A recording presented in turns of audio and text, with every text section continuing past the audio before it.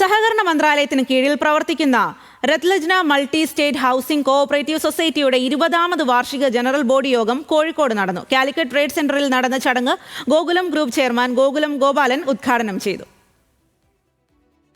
സഹകരണ മേഖലയിൽ നിരവധി നേട്ടങ്ങൾ കൊയ്ത രത്ലജ്ന മൾട്ടി സ്റ്റേറ്റ് ഹൗസിംഗ് കോഓപ്പറേറ്റീവ് സൊസൈറ്റിയുടെ വാർഷിക യോഗത്തിൽ 100 കണക്കിന് ആളുകളാണ് പങ്കെടുത്തത്. സ്നേഹത്തിന്റെയും സന്തോഷത്തിന്റെയും ഉത്സവമാണ് ചടങ്ങെന്നും മറ്റുള്ളവരുടെ വേദന അറിയുന്ന ആളാണ് BLM ചെയർമാൻ R പ്രേംകുമാർ എന്നും ഗോകുലം ഗ്രൂപ്പ് ചെയർമാൻ ഗോകുലം ഗോപാലൻ പറഞ്ഞു. നമ്മൾ നല്ലൊരു മറ്റുള്ളവരെ സഹായിക്കാനും മറ്റുള്ള വേദനകളെ മനസ്സിലാക്കാനുള്ള നല്ലൊരു മനസ്സ് നമുക്കുണ്ടായിരിക്കണം.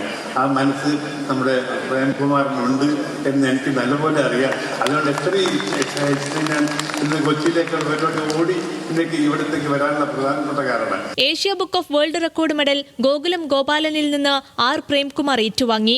ബിസിനസ്സിൽ ശത്രുതാ മനോഭാവം ഉണ്ടാകരുതെന്ന് പ്രേംകുമാർ പറഞ്ഞു. നമ്മൾ ഇപ്പോഴും പറയുന്ന വാക്കാണ്, ബിസിനസ്സിൽ കൂടി നമ്മൾ ഒരു അങ്ങോട്ടും ഇങ്ങോട്ടും ഒരു ചാലഞ്ച് ആവാം.